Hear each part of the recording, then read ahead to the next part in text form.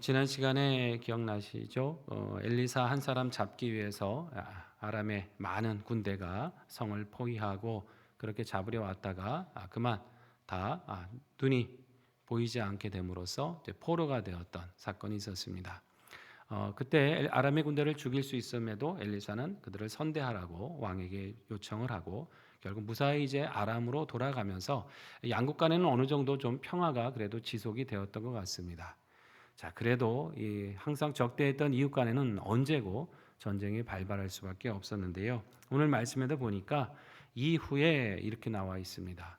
그러니까 이런 사건이 있었음에도 이제 다 그건 잊어버리는 거죠. 그리고 나서 다시 두 나라 간에 전쟁이 일어납니다. 아람 왕 베나닷이 군대를 이끌어서 오는데, 자, 어디까지 왔냐면 사마리아까지 와서 애워쌌어요. 그럼 사마리아는 이스라엘의 수도 아닙니까? 그러면 수도로 내려오기까지 막지 않았겠어요, 적군을? 당연히 곳곳에 있는 성읍에서, 특히 사마리아 북쪽에 있는 성읍들이 아람의 군대를 막기 위해 전투가 벌어졌을 겁니다. 근데 아마 속수무책이었던 것 같고요. 결국 하나하나 점령당하면서 이제 수도까지 진격을 해와게 됐어요. 수도가 적군에 의해서 포위가 됐다. 여러분, 이건 고대 사회에서 이렇게 됐을 때는 이거는 전쟁 거의 끝입니다. 그렇지 않겠어요? 수도가 무너지면, 왕이 잡히면 그 나라는 어떻게 보면 멸망하는 거죠. 끝나는 겁니다. 풍전등화의 위기 가운데 있었다고 하는 거예요. 성을 에워싸니까 결국 성 안에 뭐가 떨어지기 시작해요? 먹을 양식이 떨어지고 물이 떨어지기 시작할 거 아닙니까? 그러면 나중에는 싸울 의욕조차, 기력조차 얻게 돼요. 밖에 있는 군사들이야 뒤에서 물자를 보급받으니까 얼마든지 시간을 끌면서 그렇게 버틸 수 있지만, 성 안에서는 이제 오고 가는 그런 곡물이 없으면 결과적으로 시간이 지났을 때는 항복할 수밖에 없는 상황이 되고 말았습니다. 아마 아람 왕 베나닷도 이런 작전을 쓴 것 같아요. 직접적으로 싸우기보다 아예 성을 포위해서 그 안에 있는 사람들을 고통받게 하는 방법으로 항복을 이끌어내려고 했던 것 같습니다. 그 계략이 맞아 들어갑니다. 2절을 한번 보시면 크게 성 안이 이제 먹을 것이 떨어졌어요. 나귀 머리 하나에 얼마에 팔려요?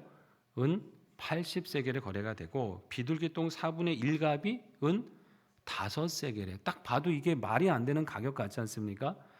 당시 은 한 세겔이라고 하는 건 노동자가 나흘 정도 일했을 때의 품삯입니다. 그러니까 은 80세겔은 4 곱하기 80 하면 320일, 거의 1년치 연봉이에요. 1년치 연봉을 주고 나귀 머리 하나를 구해야 될 정도로 먹을 게 없었다는 거예요.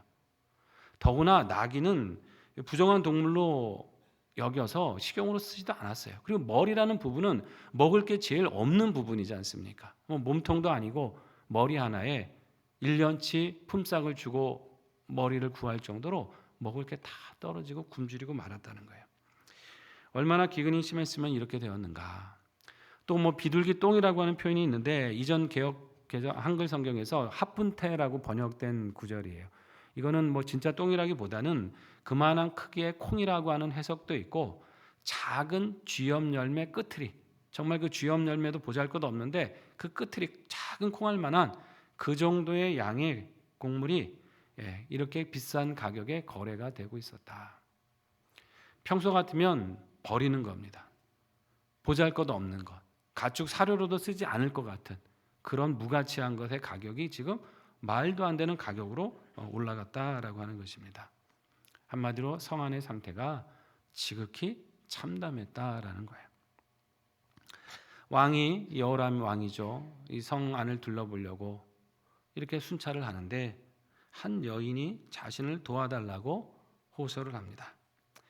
여기 보니까 27절 뭐라고 소설을 하냐면 27절에 소설을 하니까 27절에 왕이 말하죠. 여호와께서 너를 돕지 않으면 내가 무슨 수로 너를 돕겠느냐. 타작마당이 여기 있기를 하냐, 포도지 틀이 있기를 하는가.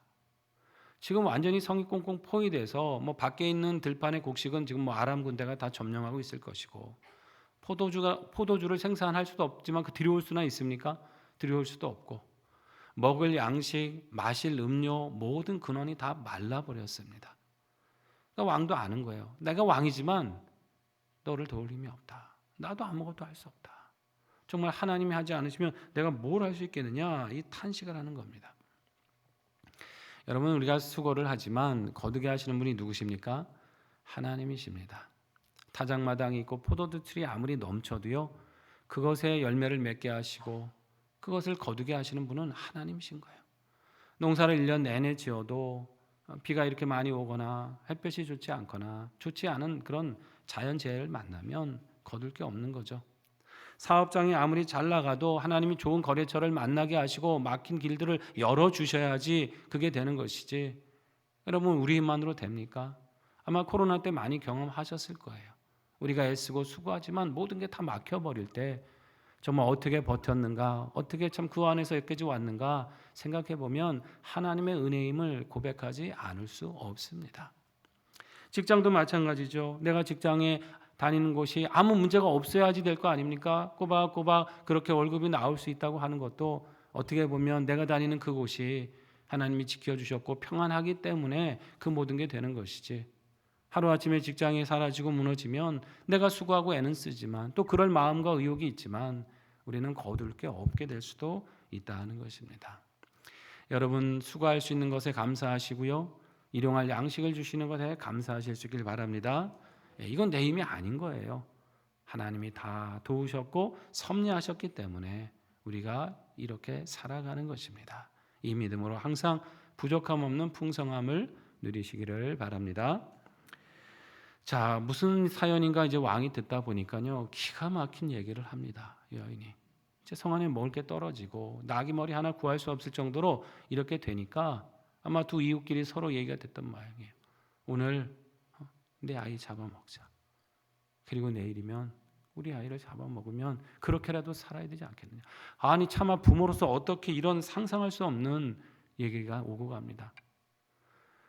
아무리 아이의 인권과 생명이 존중되지 않는 고대 사회라고 하지만요, 여러분 어떻게 자기 자녀를, 동물도 그렇게 하지 않지 않습니까? 잡아먹을 생각이 아주 참담한 거예요. 육신적으로도 굶주리고 참담했을 뿐 아니라 이미 정신, 영적인 상태 자체가 이미 무너질 대로 무너졌어요. 더 이상 타락하고 인간이기를 포기할 정도로 아주 비참한 상황이 되고 말았다는 것입니다. 요즘이야 이런 표현을 쓰지 않지만 요즘도 어떻게 보면 이런 극한 상황이 아님에도 다른 면에서 이 아이들을 학대하는 경우 많지 않습니까? 어린아이 생명을 그냥 해하고 죽이고 아이들 학대하고 정서적으로 죽이고 고통에 이르게 하고 죽음에 이르게 하는 사건들, 참 인간이 생각해 보면 한편으로는 선하지만 어떤 한편으로는 너무나 극악하게 잔인하고 악한 게 인간이다라고 하는 것이에요. 정말 하나님을 바라고 의지할 때는 그렇게 고생할 수밖에 없는 사람일 수 있지만, 그러나 하나님을 떠나고 그 영혼이 무너지고 도덕과 윤리가 무너질 때는 금수만도 못한 것이 인생일 수 있다라고 하는 것이에요. 우리가 이런 세상 가운데서 하나님을 믿고 의지하게 된 것이 참 감사한 일이고요, 무엇보다 또 이 세상의 그런 악함이 우리 하나님의 권능과 말씀 그 능력으로 다스려지기를, 선하게 바뀌어가기를 우리는 계속해서 기도해야 될 줄로 믿습니다. 자, 여기 보니까 그렇게 해서 이제 그랬는데 이제 하루 그렇게 하고 나서 다음 날 이제 당신의 자녀를 내놓으라 하니까 그 자녀를 이제 숨겼다고 하는 거예요. 그러니까 기가 막힌 일이죠. 특히 일어날 수 없는, 상상할 수 없는 일들이 일어나고 있었고 그것이 왕에게까지 이제 보게 되었다는 것입니다. 왜 이 땅이 이렇게까지 되었을까? 아무리 그래도 이렇게까지 무너지는 건 아니어야 될 텐데 하나님께서 이미 경고하신 바가 있습니다. 이거는 하나님의 심판이에요. 성경 레위기 26장 27절에서 29절까지 보면 하나님께서 진작에 이런 말씀을 주셨습니다. 같이 읽어봅니다. 너희가 이같이 될지라도 내게 청종하지 아니하고 내게 대항할진대 내가 진노로 너희에게 대항하되 너희의 죄로 말미암아 7배나 더 징벌하리니 너희가 아들의 살을 먹을 것이요 딸의 살을 먹을 것이며. 하나님의 말씀이에요. 무섭지 않습니까? 경고하셨거든요. 너희가 나를 떠나서 죄악을 행하고 이 땅의 음란한 우상들을 섬기면 내가 이렇게 징계하겠다.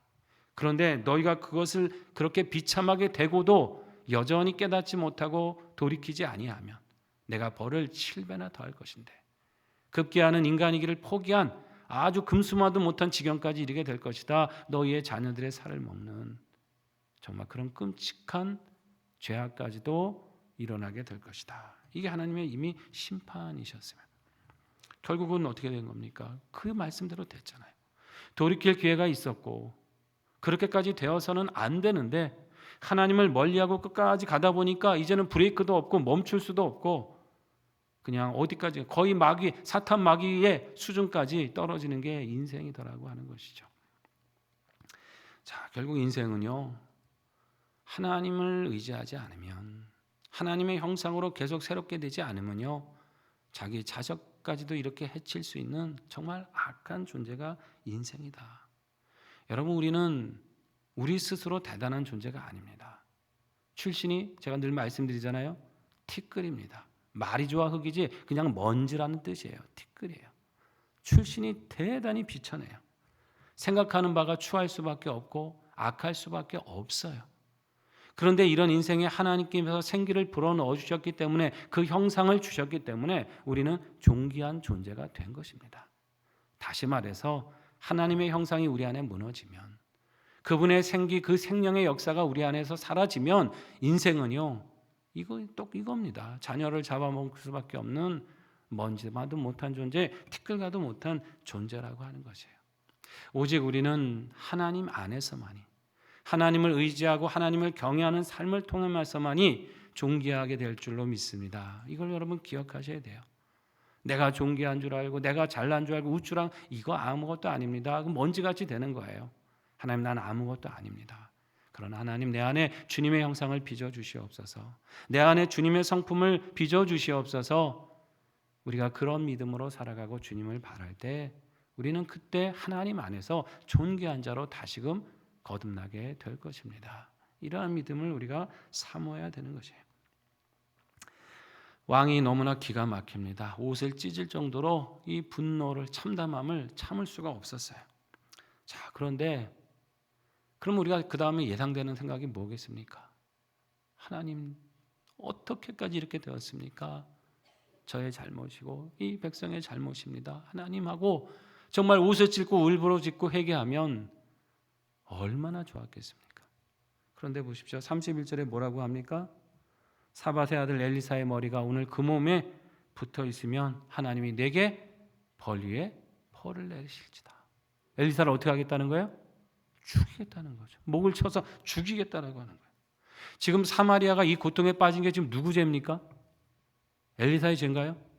아니에요. 여호람의 죄고 그 아비의 죄고 그 할아버지의 죄고 조상들의 죄고 자신의 죄고 그 백성의 죄고 하나님을 떠난 자신들의 죄악 때문입니다. 그런데 엉뚱하게 누구에게 화살을 돌려요?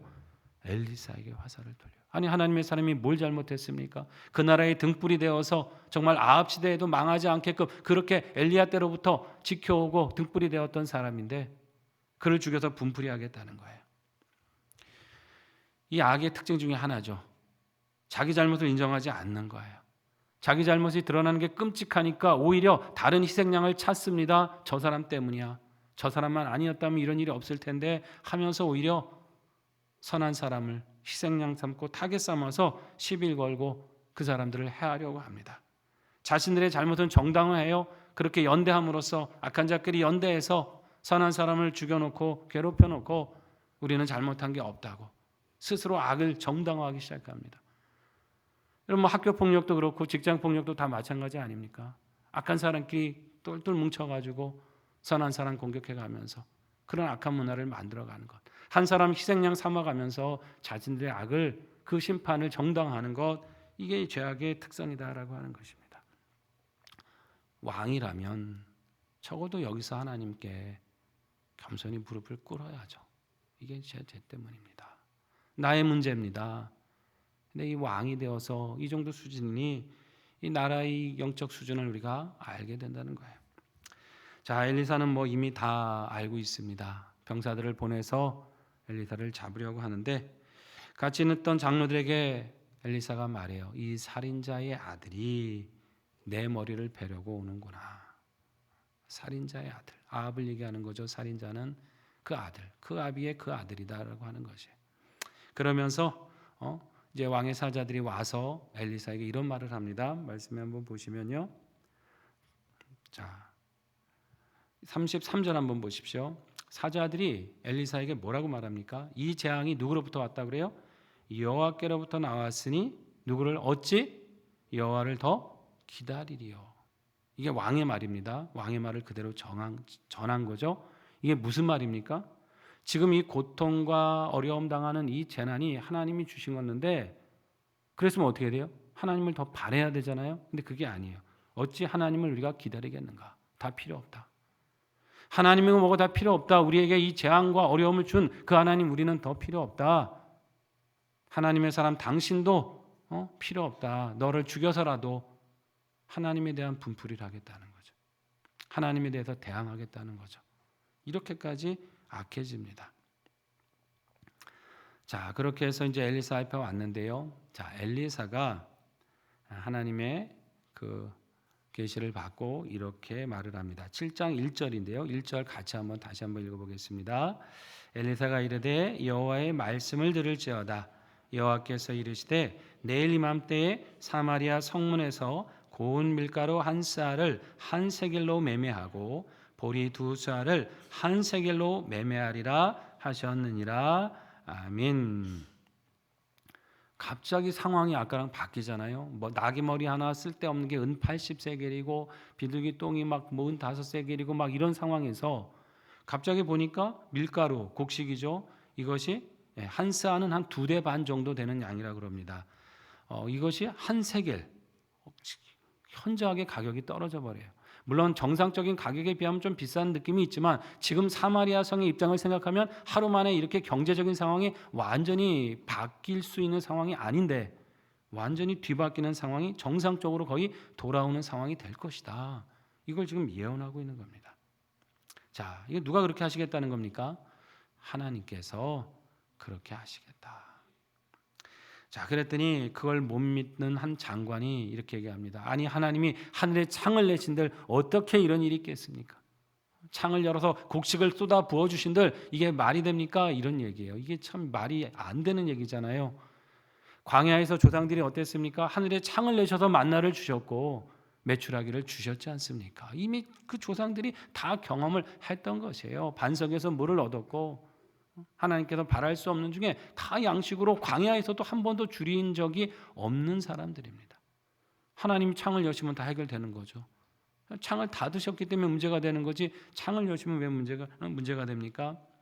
장관이라고 하는 사람의 신앙 수준이 이 정도니까 백성들은 말할 것도 없었다는 거예요. 온통 불신과 하나님에 대한 원망, 자기들의 죄악을 회개할 생각은 하지 않고 그 죄악으로 인해 당하는 재앙 때문에 하나님을 또 불평하고 거역하는 이 악의 반복되는 악순환들, 이게 죄악의 특성입니다.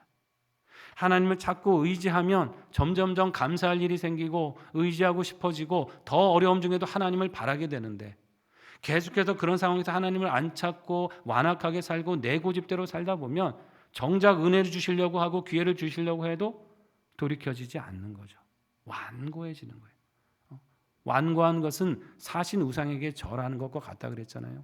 마음이 완고하다, 하나님에 대해서 완고한 것은 우상 숭배와 똑같다라고 하는 것이 이렇게까지 망하게 되었더라는 거예요.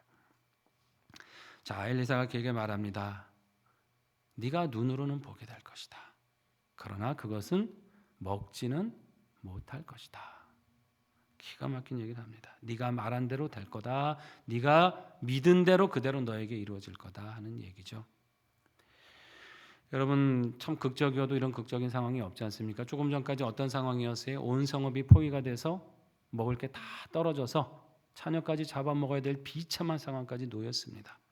그런데 하루 만에 모든 성읍의 상황이 정상적으로 돌아오게 되겠다라고 하시는 거예요.